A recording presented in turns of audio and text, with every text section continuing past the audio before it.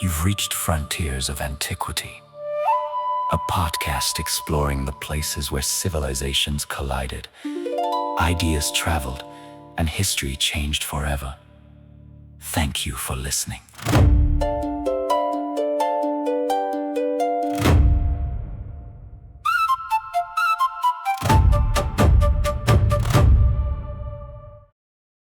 So I want you to imagine, just for a second, that you are living through a totally catastrophic event. Like a natural disaster or something. Yeah, exactly. Let's say it's a devastating famine. Oh, wow. Okay. Right, and it is just wiping out your community. It's altering your daily life, causing this immense, just visceral suffering. Right. Crops failing, people starving, just total bleakness. Exactly. And there was absolutely no relief in sight. Now, if you are a modern person, how do you process this? I mean, you probably view it as a completely terrifying, totally random tragedy. Yes. You see it as this random accident in a completely chaotic universe. Yeah. Like it's just a meteorological accident or maybe a failure of modern infrastructure. Right, like a supply chain issue. Yeah, exactly. A completely meaningless disaster that just, happened to strike your specific timeline. And that actually, the key word right there is meaningless. Because when a modern person experiences a catastrophe, they see it as just this random point on a timeline. And since there's no grand, cosmic reason for that timeline to suddenly intersect with a terrible drought, the suffering becomes deeply existentially terrifying. Because you're suffering for absolutely no reason. Exactly. You're just experiencing pain, and it means nothing. And see, the physical suffering is horrific, sure. Yeah. But that specific psychological terror, that is an entirely modern invention. Oh, totally. Because I want you to imagine experiencing that exact same famine, that exact same physical bodily starvation, but you are living, say, 3,000 years ago in an agrarian society. Okay, so way back. Right. For this ancient person, the physical pain is identical. Your body is still starving.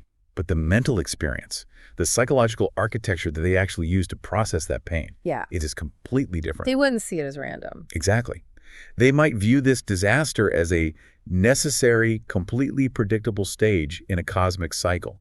Like a period of decay that is absolutely required before the world can be reborn again in the spring. Yes. They possess this incredible psychological defense mechanism that modern society has just completely thrown out the window. I mean, for them, the suffering wasn't a glitch in the matrix. It was deeply woven into the fabric of the universe itself. Right. And there was a brilliant Romanian philosopher who actually realized this massive paradox. Yeah. A guy named Mircea Eliade. Yeah, Mircea Eliade. He is the absolute pioneer that we are diving into today. Because he saw that our ancestors, who, let's be honest, suffered exponentially more physical hardship and disease and starvation than we ever do. Oh, yeah. Life expectancy was brutal. Right. But they seemingly experienced far less existential dread than modern, super comfortable humans do. It's fascinating. And Mircea Eliade, he was a historian, a philosopher, a prolific novelist, and really the intellectual force who completely revolutionized the study of comparative religion in the 20th century. He essentially mapped out the fundamental architecture of human consciousness. He really did. Which is why we are taking a really extensive deep dive into the massive volumes of his work today. We want to understand how he mapped out this fundamental split between the ordinary, everyday world and the divine. Right, like how did our ancestors actually survive the brutal reality of nature without just completely losing their minds? Exactly. And maybe even more importantly, why do modern, completely secular humans, people who claim to be guided purely by science and reason, why do they still desperately seek out ancient myths in these totally disguised forms? Because, his core argument is that you cannot simply erase the human need for the sacred. You just can't. It's hardwired into us. Exactly. The brain is quite literally wired for it. You cannot delete it. You can only camouflage it. So as we explore this vast intellectual landscape today, I want you, the listener, to keep a rhetorical question in the back of your mind. A little homework. Just a little bit. How much of your daily routine, like your habits, your entertainment, your obsessive need to organize your digital calendar, how much of that is actually a modern, totally unconscious attempt to escape the overwhelming, terrifying weight of linear time? That is such a heavy question. But to understand how Mircea Eliade even arrived at this diagnosis of our modern condition, we really can't just start with his abstract theories. Right. We have to look at his environment first. We have to, because his ideas, they were not born in some dusty library while he was just safely surrounded by ancient scrolls. Not at all. They were forged through this really intense, physical, deeply personal immersion in the world. So let's set the historical stage here. We're in early 20th century Bucharest, located in modern-day Romania. It's 1925. It's just beginning his university studies. Now, we have to really remember what the general mood of European youth actually was in 1925. Right. They had just barely survived the catastrophic trauma of the First World War. Which was a nightmare. A complete nightmare. And a war that was fundamentally a product of Western rationalism and hyper-industrialization. Yes, that is such a crucial point. The older generation had basically promised these kids that science, logic, and extreme rationalism would lead them to some utopian future. And instead, that exact same logic resulted in the mechanization of trench warfare. Mustard gas, machine guns, just millions of dead bodies in the mud. So this younger generation in Romania, they were deeply, profoundly disillusioned with dry, detached Western philosophy. They were completely over it. They didn't want to hear some professor talk about detached logic anymore. Right, which cultivated a highly specific, almost rebellious intellectual environment at the University of Bucharest. And he studied under some really charismatic professors there, right? He did. Okay, so what did that actually look like in practice for a student? Well, the absolute core tenet was a total rejection of the armchair philosopher. No more sitting around reading Descartes. Exactly. Yeah. If the youth wanted to find actual truth, they couldn't just sit in a stuffy lecture hall taking notes. They had to go out and seek intense, authentic, absolute experiences. Like, don't just read a textbook about spirituality. Go out and force yourself to actually have a spiritual crisis. Yes. Don't just analyze the chemical composition of paint in a lab. Go create art that literally breaks your heart. Seek out the erotic, the creative, the mystical. Put your actual physical body and your emotional stability completely on the line. And Mircea Eliade embodied this philosophy completely. I read that his peers at the university literally called him the short-sighted student because he was constantly squinting and devouring massive piles of books. Yeah, he was obsessed. And not just with philosophy. He was reading up on natural sciences, entomology, which is the study of insects, and even alchemy. Alchemy. That's wild. He was just aggressively curious. He firmly believed that to truly grasp the nature of human existence, you cannot rely purely on the intellect. You have to engage the nervous system. You have to engage the whole person, exactly. But, I mean, if you are a young person totally obsessed with finding this intense, lived spiritual experience, early 20th century Europe is probably the worst place you could possibly be. Oh, without a doubt. It is highly industrialized, heavily bureaucratized, and just spiritually exhausted from the war. Right. You aren't going to find absolute transcendent truth sitting in a Parisian cafe or working in a Romanian factory. He realized that pretty quickly, so he took what was, at the time, really radical action. He didn't just switch his university major to study Eastern philosophy from afar. No, he physically uprooted his entire existence. Oh. In 1928, he managed to secure this scholarship from an Indian Maharaja. Wow. And he traveled all the way across the world to the University of Calcutta. So he just steps into an entirely different civilizational operating system. Totally. And he is in Kolkata for years, just diving deep into ancient Sanskrit and Indian philosophy. And he is studying under a brilliant, really illustrious scholar there named Surendranath Dasgupta. Yeah, Dasgupta wasn't just a teacher to him. He was really a living bridge to an ancient worldview. India provided Mircea Eliade with a paradigm of existence that completely shattered his European conditioning. He was studying Vedanta, Tantra, Hindu mythology. Oh, it gets intensely personal. The lived experience part of his philosophy really hits a dramatic peak here. What happens? While he's living and studying in Kolkata, he falls deeply, passionately in love with his professor's daughter. Oh boy. Dasgupta's daughter. Yes, Maitreyi Devi. And this wasn't just a simple, star-crossed romance. It was a profound clash of entire cultures. Right, because you have the expectations of a highly individualistic Western intellectual colliding head-on with the deep-rooted collective traditions of a high-caste Indian family. Exactly. The cultural friction is just palpable in the historical sources. I mean, to a European intellectual in the 1920s, romance is this individual pursuit of passion, right? It's about personal fulfillment. But to a traditional high-caste family in 1930s India, marriage and family structure are deeply tied to cosmic order, to social duty, and ancestral lineage. It is not just about two individuals having feelings. So when Dasgupta discovers this secret romance, I'm guessing it doesn't go well. It shatters everything. He doesn't just, give the young man a stern talking to over tea. Right. Mircea Eliade is completely banished from the house. Just thrown out entirely. Thrown out. It is a profound, devastating heartbreak for him. He loses his mentor, he loses his academic home, and he loses the woman he loves all in one single stroke. Man, that is a critical juncture, because I feel like a normal academic would probably just lick their wounds, pack their bags, and take a train back to Europe to write a sad, moody memoir. Right. That would be the easy way out. But he doesn't do that. He leans into the heartbreak. He really does. He leaves the academic, bustling city of Kolkata entirely, and he heads way up into the Himalayan foothills. He retreats to an ashram in Rishikesh, India, Which is situated right on the banks of the Ganges River, surrounded by the towering Himalayas. a completely different world from the university. Entirely. And here, his approach fundamentally shifts. He goes from the academic study of Sanskrit texts to the intense, ascetic, physical practice of yoga. Now, let's stop and talk about what that actually means. Because, modern listeners hear the word yoga, and they instantly think of a suburban studio with, Lululemon pants and a green smoothie after class. Right, a completely sanitized, totally profane version of the practice. Exactly. But what he was doing in Rishikesh was extreme physical and mental discipline. He lived with ascetic monks. He was engaging in intense breathwork, literal starvation, meditation, and physical postures that were designed to, quite literally, break down the ego. He was actively trying to alter his own human nervous system. Because to understand a religion, you can't just read its theology in a book. You have to feel its mechanics in your own body. Yes. When you deprive the body of food for days, when you regulate the breath to a near standstill, the mind begins to do incredible things. It begins to hallucinate, to open up, to encounter states of consciousness that Western science of the 1930s would simply write off as, hysteria or just oxygen deprivation. I always think of it like an armchair physicist, right? Yeah. Someone who has spent their entire life studying the math of a combustion engine on a chalkboard. Okay, I like this. And suddenly they decide they need to know what speed actually is. Yeah.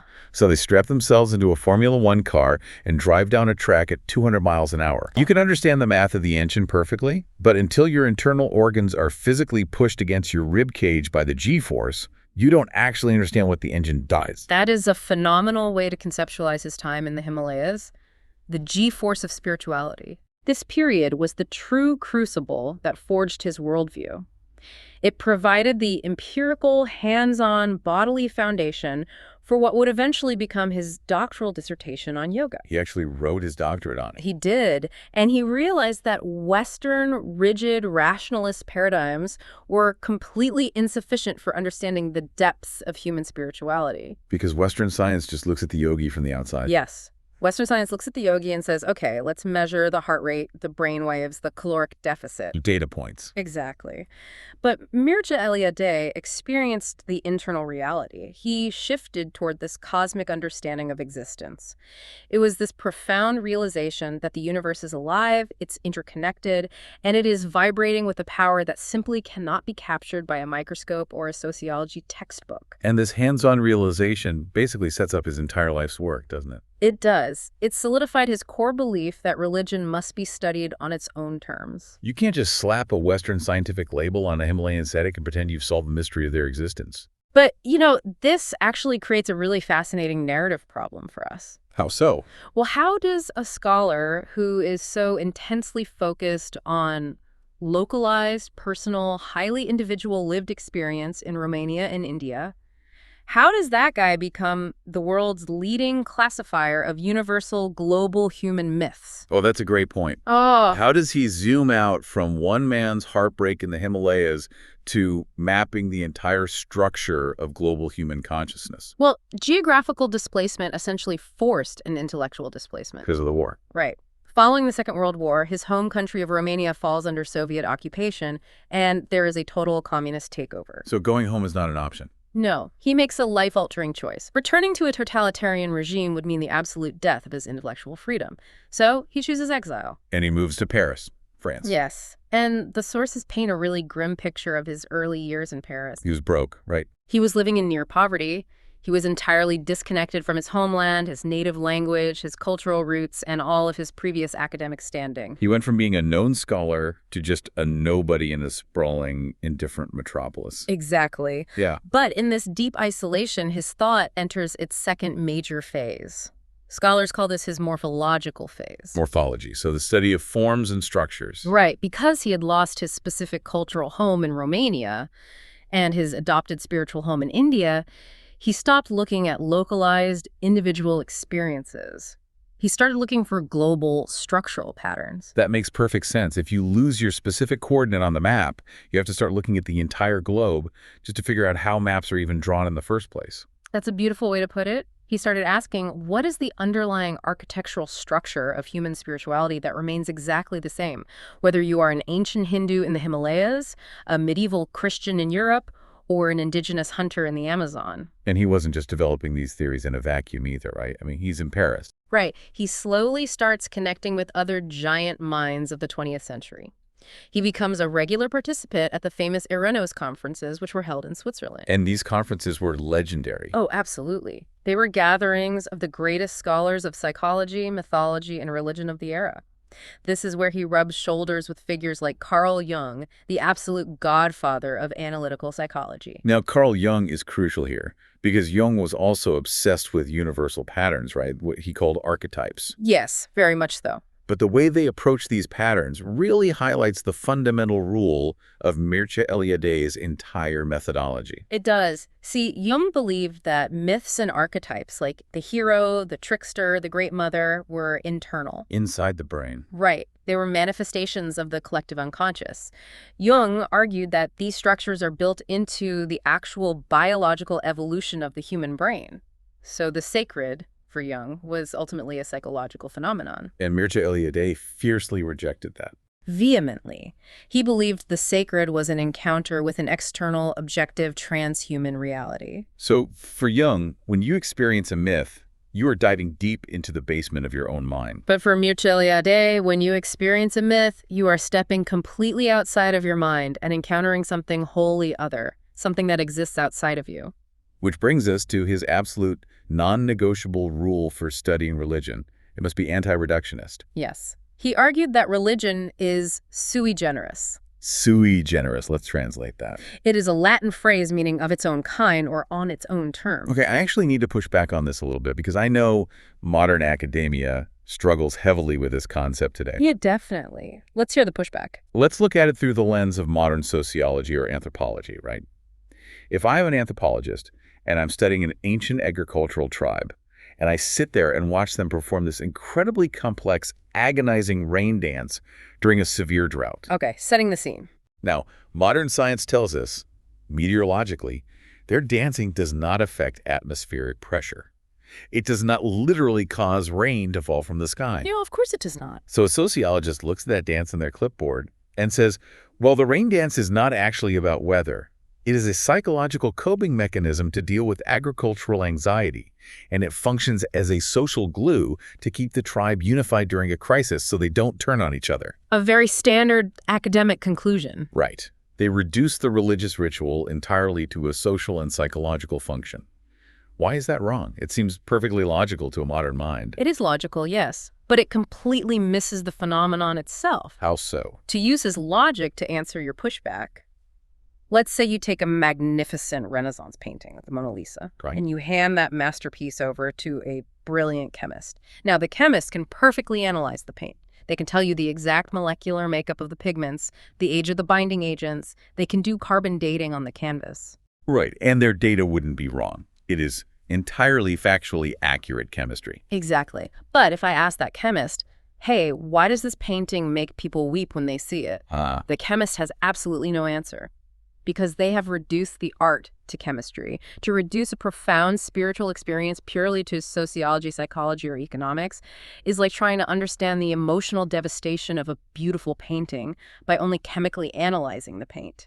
You completely miss the awe. You miss the terror of the experience. You miss the encounter entirely. If an ancient person is performing a rain dance and they genuinely feel the terrifying, overwhelming presence of a thunder god, to just write that off on a clipboard as a social coping mechanism is to aggressively ignore the reality of the experience for that specific person. It's incredibly arrogant, in a way. We just assume we know better than the people actually having the experience. Exactly. We strip them of their own reality. He was heavily influenced here by a German theologian named Rudolf Otto, who wrote this very famous book called The Idea of the Holy. I've heard of that. Yeah, and Otto coined this concept of the Numinous. The Numinous, what exactly does that mean? Terrifying and fascinating mystery. Terrifying and fascinating. Yes, it is that raw, visceral feeling of absolute awe, dread, and total insignificance when a human being confronts divine power. Like staring into the sun. Exactly.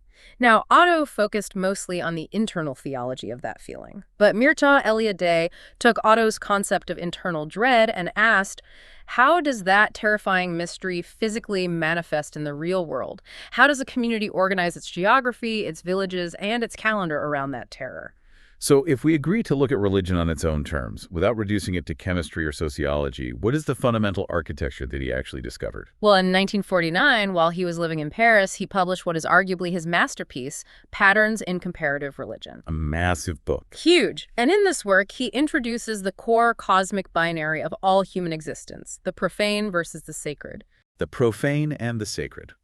We throw these words around a lot in casual conversation, but let's define them strictly in his structural terms. Sure. The profane is the mundane, linear, everyday world. It is the world of simple biological necessity. Going to work, hunting for food, waiting in traffic. Right. Paying taxes, biological decay, and eventually death. It's just ordinary, flat reality. The sacred, on the other hand, is the realm of absolute reality, absolute power, order, and deep meaning.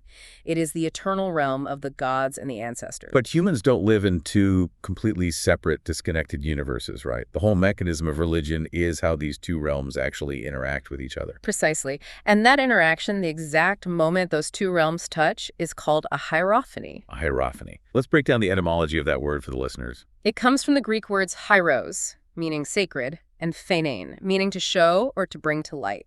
So a hierophany is the literal act of the sacred manifesting itself, showing itself in the profane world. I was actually thinking about a modern analogy for a hierophany earlier, because it's a really difficult paradox to grasp sometimes. It is a paradox, yes. What's your analogy? Think about a smartphone sitting on a desk. Okay. Physically, it is just a flab of glass, some plastic, and metal. It's completely mundane. It is fundamentally profane, right? It's literally just a polished rock with some rare earth minerals inside it. Right. Nothing inherently magical about it physically. Exactly. But when you press the button to turn it on and it connects to a Wi-Fi network, suddenly that exact same completely ordinary piece of glass becomes a portal to an infinite, invisible digital universe. Oh, that's good. It becomes something entirely different, while physically, on the desk, remaining exactly the same object. That is a phenomenal way to understand the paradox, because the core tension of a hierophany is that the physical object chosen by the sacred remains completely ordinary to the uninitiated, while simultaneously becoming infinitely powerful to the believer. So how did ancient societies actually experience this? Well, it can happen through any object. For a nomadic tribe, a highly specific, maybe strange-looking stone in the desert might become a hierophany. To a modern geologist walking by, it's just a chunk of granite. Exactly. But to the tribe, it is the literal dwelling place of a localized god. Or a tree, like the Bodhi tree in Buddhism, under which Siddhartha Gautama achieved enlightenment. Or a river, like the Ganges in India, which is not just moving water, but a purifying divine force. You can even be a human being, right? Absolutely. The ultimate example of this in Western culture is the historical figure of Jesus Christ in Christianity. Right. A man who physically walked, ate, sweated, and slept, just like any other mundane human being in the profane world. But who is worshipped by billions as the literal incarnation of the divine. It is the sacred breaking through the biological. But, this raises a massive structural problem for our ancestors. What's that? If a hierophany can happen anywhere, like if the sacred can just randomly blast through any random stone, any tree, any river, how do ancient societies actually organize their world? If the divine is just randomly popping up like a whack-a-mole, the world is still totally chaotic. How do they avoid getting completely lost in all that terrifying profane space. You've hit on the exact existential threat of archaic humanity right there. Untamed, profane space is not neutral to them. It's dangerous. Very. To ancient humans, unknown space is essentially a formless void. It is chaotic, disorienting, and frankly, filled with literal and spiritual danger. Wild beasts, enemy tribes, malicious spirits, you name it.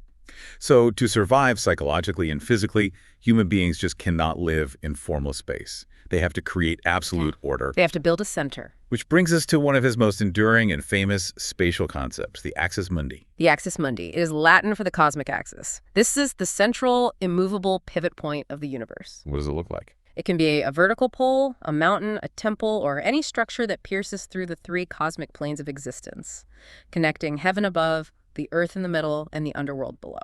It physically anchors the cosmos, like putting a pin in a map. Exactly. Without a fixed center, profane space is just this endless, terrifying everywhere else.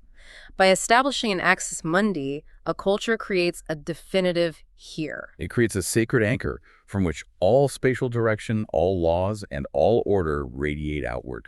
Let's look at how different global cultures actually mapped this out, because the geography is fascinating and it really proves his morphological theory about these universal patterns. Right, because different cultures use different objects, but the function is identical. Right. So in Judaism, you have Mount Zion in Jerusalem, located in modern-day Israel. To the ancient Israelites, this wasn't just a strategic hill in the Middle East. It was the literal geographical center of the world where the divine presence of God dwelled in the temple. Okay, and if you move east? Into Hindu, Jain, and Buddhist cosmology, you have Mount Meru. This is a golden, sacred mountain that stands at the absolute center of the universe, symbolically located in the Himalayas in Asia. It is the axis around which all continents, all oceans, and all celestial bodies revolve. And then you travel north to the freezing climates of northern Europe, right into Norse mythology. Yes, and you find the exact same structural concept, but heavily adapted to their environment. It's not a mountain, it's a massive ash tree. Yggdrasil, the cosmic tree. Exactly. Its roots reach deep down into the underworld of the dead, its trunk grounds the world of men, and its highest branches hold up the heavens of the gods. And in Islam, you have the Kaaba, the cube-shaped building located in Mecca, in modern-day Saudi Arabia. Right. In Islamic tradition, the Kaaba is viewed as the first house of worship, and crucially, it is believed to be aligned directly under God's throne in heaven. It is the absolute, undisputed center of the Islamic world. Which is the structural reason why millions of Muslims orient themselves geographically toward it for daily prayer. So you have mountains, trees, stone, cubes. The physical, geographical object changes based on the culture's specific environment. But the structural function, the desperate psychological need for an unmoving center, is totally universal. It really is. But I want you, the listener, to just pause for a second and think about this in your own context. Do you have a personal axis mundi? It's a great question, honestly.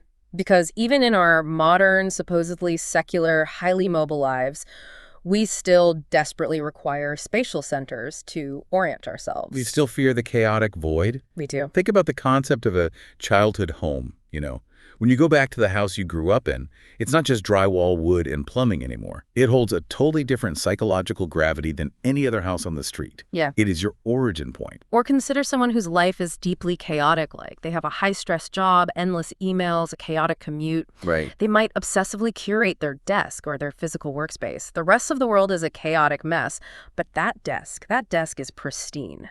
That desk is where they have absolute control. That desk acts as a micro-axis mundi, a center of order radiating into a life of profane chaos. Exactly. That psychological need to anchor ourselves in physical space never went away. We just camouflage it in real estate and interior design now. But anchoring space is only half of the equation, isn't it?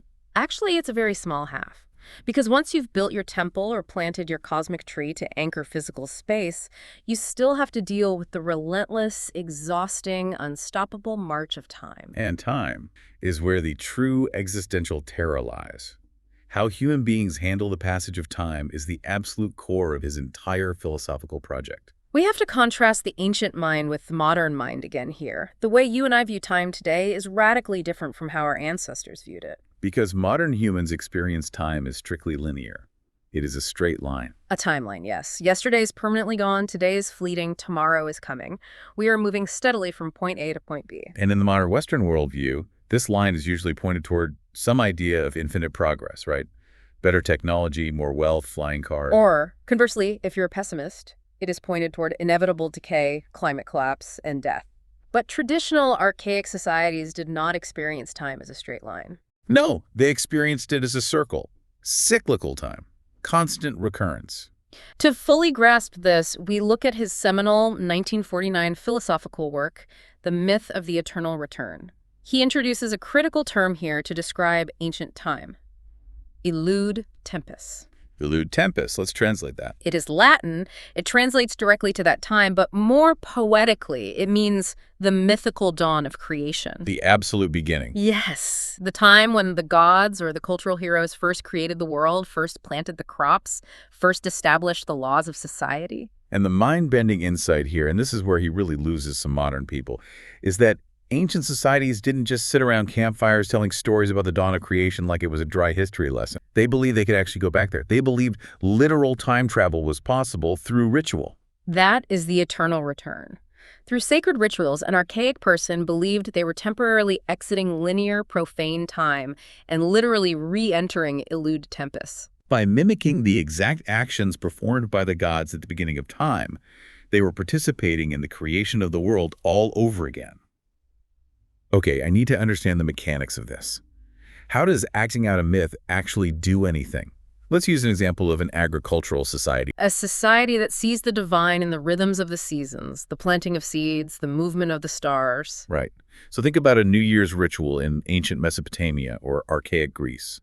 When the society harvested the crops and winter set in, the physical world looked like it was literally dying. The trees were bare, the ground was freezing hard. Right. And to ensure the world would be reborn in the spring, they didn't just cross their fingers and hope for the best meteorologically. Because hoping doesn't give you any agency. Precisely. They enacted a massive communal ritual. This often involved fasting, dramatic symbolic combat, or intense orgiastic celebrations that mimic the original mythical battle between the gods of cosmic order and the monsters of primordial chaos. The key here is the psychological mechanism. By performing the ritual, they genuinely believed they destroyed the old, exhausted time of the past year and gave birth to a brand new, pure time. They hit the cosmic reset button. They refreshed time entirely. By repeating the actions of the gods, their current time became synonymous with the time of creation. But why go to all that trouble? Why was it so psychologically crucial for them to constantly refresh time? Why couldn't they just let time move forward like we do? And here we arrive at the absolute pinnacle of his thought. His most profound diagnosis of modern angst. He called it the terror of history. The terror of history. I really want to spend significant time here because this is the concept that reaches out and grabs the modern listener by the collar. It really does. Remember our opening scenario about the devastating famine or plague? Right, the timeline. If you view time as linear, then a catastrophe, a war, a famine, a sudden disease, the tragic loss of a child is just a random, senseless tragedy. It happens, it causes unbearable suffering, and then history just keeps marching blindly forward, totally indifferent to your pain. There is no overarching divine design. The suffering is mathematically meaningless. It's just bad luck on a timeline. And that realization that you are trapped in a one-way trajectory of time where terrible, painful things happen for absolutely no cosmic reason, that is the terror of history. It is the crushing weight of meaninglessness. It is psychologically unbearable. Think about modern people doom-scrolling the news on their phones today. We see wars, natural disasters, economic collapses happening in real time, one after another, on an endless linear feed. And because we have no mythic framework to absorb it, we just absorb the raw anxiety. We feel completely helpless and overwhelmed by the randomness of it all. But archaic humans survived far worse physical realities, infant mortality and starvation than we face because they had a psychological defense mechanism. They integrated their suffering into a cosmic cycle. Right. If a catastrophic drought killed their cattle and starved their village, it wasn't a random absurdity. It was part of the cosmic decay that would inevitably be followed by a cosmic rebirth. Their suffering had meaning. Because the gods also suffered in the myths. If a god descended into the underworld and suffered and then returned, then my suffering in the winter is just mimicking the god. My pain has a cosmic precedent. Exactly. It provides agency and meaning. But modern, secular humans have stripped all of that away. We have aggressively thrown out the cyclic myths in favor of pure, linear historical time. We demand progress. And according to his theory, by demanding linear progress, we have left ourselves totally defenseless against the randomness of historical catastrophes. We have no mythic structure left to absorb our trauma. Here is a really fascinating comparison to make. During this era, you also had thinkers like James George Frazer, the author of the massive encyclopedia The Golden Bough. Yes, Frazer is a giant in this field, too. And Frazer was looking at all these same agricultural rituals and myths, but he came to a wildly different conclusion than our guy. Oh, complete opposite. Frazer was a strict evolutionist. He believed human thought evolved in a rigid, straight line. He argued that first, primitive humans tried magic to control the weather. And when magic inevitably failed, They invented religion to beg gods for good weather. And now, finally, we have evolved to science, where we actually understand the weather. the Frazer thought ancient religion was basically just a primitive, mistaken, embarrassing attempt at science that we have finally outgrown. But Mircea Eliade, Fundamentally opposed that evolutionary view completely. Why? He argued that religion is not an error in primitive logic. It is an irreplaceable mode of being human. Science answers how the physical world works. Religion answers the human psychological need for meaning, for a center, for cosmic orientation. You don't outgrow the need for the sacred just because you invented the tractor. So if you are an individual living in an ancient, archaic society, how do you actually access this sacred realm? We know the society does communal rituals, but how does the community know what the gods want? Good question. How do you bridge the axis mundi and enter cyclical time? I'm assuming not just anyone could casually stroll into the spirit world and chat with the ancestors. No, the profane cannot casually mix with the sacred. The power would destroy them. In archaic societies, you need a specialist. You need a highly trained technician of the sacred.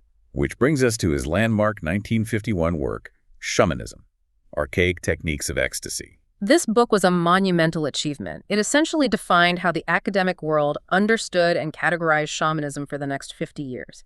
He analyzed the shaman as the ultimate master of what he termed magical flight. Magical flight, I mean, it sounds like something out of a fantasy novel, but he meant it as a very specific structural, psychological phenomenon, right? Yes. The defining characteristic of a shaman in his morphological framework is the ability to intentionally enter a deep, controlled, ecstatic trance. And during this trance, During this intense trance, the shaman's soul literally leaves the physical body. It ascends to the heavens to commune with the supreme gods, or it descends into the dark underworld to guide the souls of the dead or retrieve lost souls that have been stolen by demons. and how do they travel between these worlds? They travel up or down the axis mundi. The shaman is the one individual who can actually climb the cosmic tree. So they are basically the border patrol between the sacred and the profane. Basically, when the community faces an unexplainable crisis, the shaman undertakes this incredibly perilous spiritual journey. They leave the physical timeline, find a solution or a cure in the sacred realm, and bring it back to the profane world to heal the community. Now, we absolutely must inject a scholarly consensus note here, because while this book was wildly groundbreaking and brought the concept of the shaman into mainstream Western consciousness, modern specialists have heavily criticized his methodology in this specific area. Yes, the danger of morphology really rears its head here. Exactly. Modern anthropologists point out that Mircea Eliade took highly specific Siberian and Central Asian models of shamanism cultures, where magical flight and ascending a literal pole or tree in a trance are the defining features. And he essentially copy-pasted that definition onto spiritual practices all over the globe. Which is a huge oversight. If you are a scholar always looking for the universal skeleton, you might completely ignore the fact that the flesh, blood, and skin of this specific culture looks totally different. A healer in the Amazon basin, using plant medicine to communicate with jungle spirits, might not be doing magical flight up a cosmic tree at all. But he squeezed them into his Siberian mold anyway to make his universal theory work. Another giant of the 20th century, the structural anthropologist Claude Lévi-Strauss, actually offers an interesting contrast here. Lévi-Strauss. Let's talk about him. Lévi-Strauss also looked for hidden universal structures beneath surface cultures. But Lévi-Strauss looked at the cold mathematical logic of language and kinship. He saw myths as cognitive puzzles that the brain uses to organize social reality. So Lévi-Strauss analyzed the math of the myth. Yes, whereas Mircea Eliade prioritized the hot, emotional, terrifying feeling of shamanic ecstasy. He wasn't interested in the cold math. He was interested in the spiritual dread and awe it provoked in the human body. But despite the anthropological critiques of his overgeneralization, his idea of the individual crossing the boundary between worlds remained an absolute obsession for him. It did. And what is so incredibly unique about his career is that he didn't just explore this boundary in dry academic textbooks. No, he had an entirely parallel career. He was a massively successful, widely read fiction writer.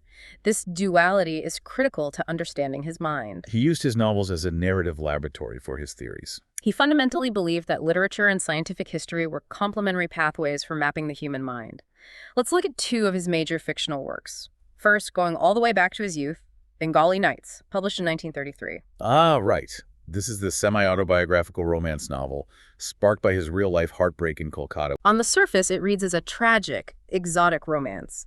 But underneath the plot, it is a deep exploration of the profound clash between Western rationalist expectations and the dense, complex reality of Indian domestic tradition. It is a study of what happens when the profane, linear, individualistic European mind tries to aggressively consume a deeply mythic, sacred, collective culture. As a side note of literary history, decades later, Maitreyi Devi actually wrote a brilliant counter-novel called It Does Not Die. Oh, really? Yes. She wrote it specifically to correct his highly eroticized Western gaze presentation of their affair. It's a fascinating testament to how lived experience is entirely subjective depending on who is holding the pen. Wow, that is fascinating. But his most ambitious literary laboratory came much later, written during his long exile, right? His 1955 masterpiece, The Forbidden Forest. Yes. The sources describe this as a dense, panoramic, philosophical novel.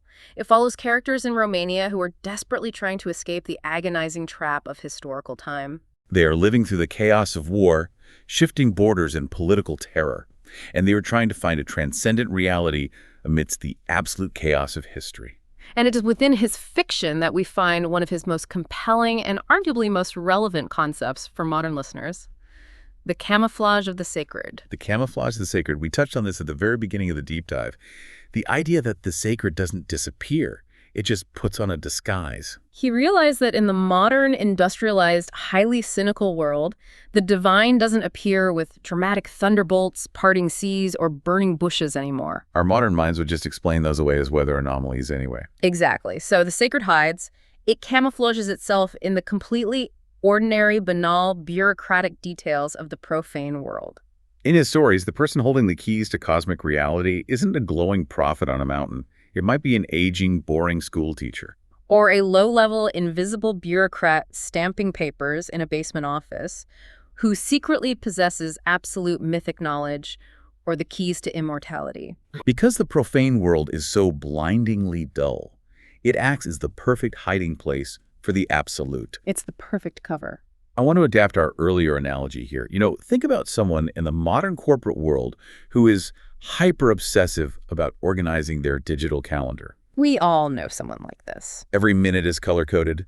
Every meeting is tagged. On the surface, it just looks like extreme corporate efficiency. It looks totally profane. But if you look closer through his lens, what are they actually doing? They're desperately trying to assert godlike control over the chaos of linear time. They're building a digital axis mundi to keep the terrifying unpredictability of the universe at bay.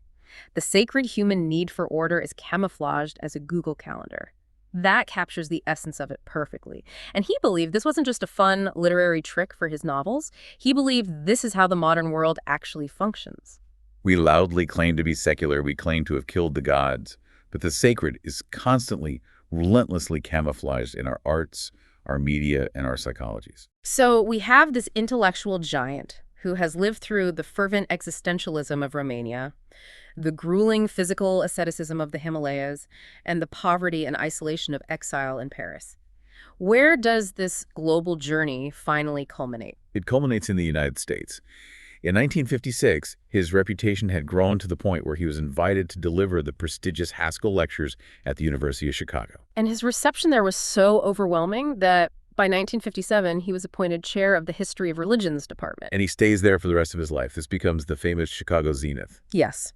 Under his immense intellectual leadership, the Chicago School becomes the absolute global epicenter for the study of comparative religion. This era marks his final hermeneutical phase. Hermeneutics being the theory of interpretation. Right. He stops just categorizing and classifying myths like a morphologist and starts trying to figure out what we're actually supposed to do with them. He begins synthesizing all his knowledge into massive, multi-volume encyclopedias. And his ultimate goal in Chicago was deeply ambitious, almost prophetic, wasn't it? Very. He wanted to use the academic history of religions to spiritually renew a spiritually exhausted, secularized West. He wanted to give modern people their defense mechanisms back. To truly understand his unique genius and why the Chicago School became so dominant, we need to contrast him with one more major figure of the 20th century. Let's look at Joseph Campbell. Ah, Campbell. The hero's journey. Right. And both men sought universal cross-cultural myths. They were both looking for the underlying narrative of humanity. What was the core difference? The difference was in the application. Campbell heavily popularized myth as a sort of self-help psychological roadmap for individual transformation. You study the hero's journey to learn how to live a better individual life, how to overcome your personal obstacles, how to follow your bliss. Campbell turned myth into a self-improvement seminar. Which is very American, honestly. It is. But Mircea Eliade wasn't interested in individual self-help. He focused on cosmic reality, ontology, the actual nature of being, and communal rituals. Campbell was looking for a narrative to help you grow as a person. Mircea Eliade was mapping how humanity historically maintained the literal fabric of the universe and survived the terror of existence. One is psychological, the other is cosmic. You can also see this contrast when you look at René Guénon, a leading figure in the traditionalist school. Right. Both of them absolutely hated modern secular materialism. They both revered ancient metaphysical traditions. But Guénon insisted that there was one primordial divine truth, and the only way to access it was through strict adherence to orthodox, esoteric, secret lineages. You had to join a specific traditional path and reject modernity entirely. Mircea Eliade, on the other hand, worked as an academic historian in a modern university. He analyzed the historical shifts, the variations, and the inevitable decay of myths without demanding that you join a secret society or a monastery to understand them. He wanted to bring the knowledge into the light of the modern academy. He wasn't reducing religion to psychology like Jung, or dismissing it as bad science like Fraser, or turning it into math like Lévi-Strauss, or treating it as a self-help manual like Campbell. He treated it as the fundamental, irreplaceable architecture of human meaning. If we synthesize his grand legacy, that is exactly it. He gave modern humanity the vocabulary to understand our own fractured spiritual architecture. We are, all of us, creatures deeply, painfully torn between the mundane, exhausting grind of the profane timeline and the eternal, desperate yearning for the sacred circle. Which brings us right back to where we started. And I want to leave you, the listener, with a final, really provocative thought. Let's hear it. His ultimate observation about modern society was that we are constantly tricking ourselves. We claim to be fiercely secular. We claim to have banished religion, myth, and ritual to the history books and the anthropologists. Yet we still unconsciously consume them every single day. We hunger for them. We just camouflage them in entertainment and routine. Think about it. Think about the modern cultural phenomenon of binge watching. When you lock the door on a Friday night and spend 10 hours watching an epic fantasy series about dragons, ancient lineages, and prophecies. Or when you lose yourself in a massive sci-fi universe with its own complex, rigid lore and creation myths. You are seeking an alternate reality that has strict cosmic order. Exactly. Or think about sports. Sports might be the ultimate camouflage of the sacred in modern life. Totally. When you intensely follow a sports team's seasonal cycle, the anticipation of the draft, the tribal rituals of the tailgate party, the crushing agony of defeat, the ecstatic, transcendent triumph of a championship, and then the inevitable reset of the next season. That is the exact structure of cyclical time. You aren't just entertaining yourself on a Sunday afternoon. You are actively seeking a backdoor escape from the terror of history. You are looking for a hierophany. You are trying to step out of the chaotic, meaningless, terrifying march of your own linear timeline and touch something transcendent, something larger than yourself, even if it's just a screen or a stadium. So, ask yourself today, what modern myths are you using to step out of linear time? Where is your hidden axis mundi? It's a profound realization. We are not nearly as far removed from our archaic, ancient ancestors as we like to pride ourselves on being. We are just using different modern tools to build our cosmic centers and hide from the void. Well, this has been an incredible, mind-expanding journey through the life and theories of Mircea Eliade. Thank you for joining us on this deep dive into his complex universe. As you go about your mundane, profane week, take a much closer look at your ordinary world, your habits, your obsessions. You might just find where the sacred is camouflaged, hiding in plain sight, waiting to be discovered. Until next time.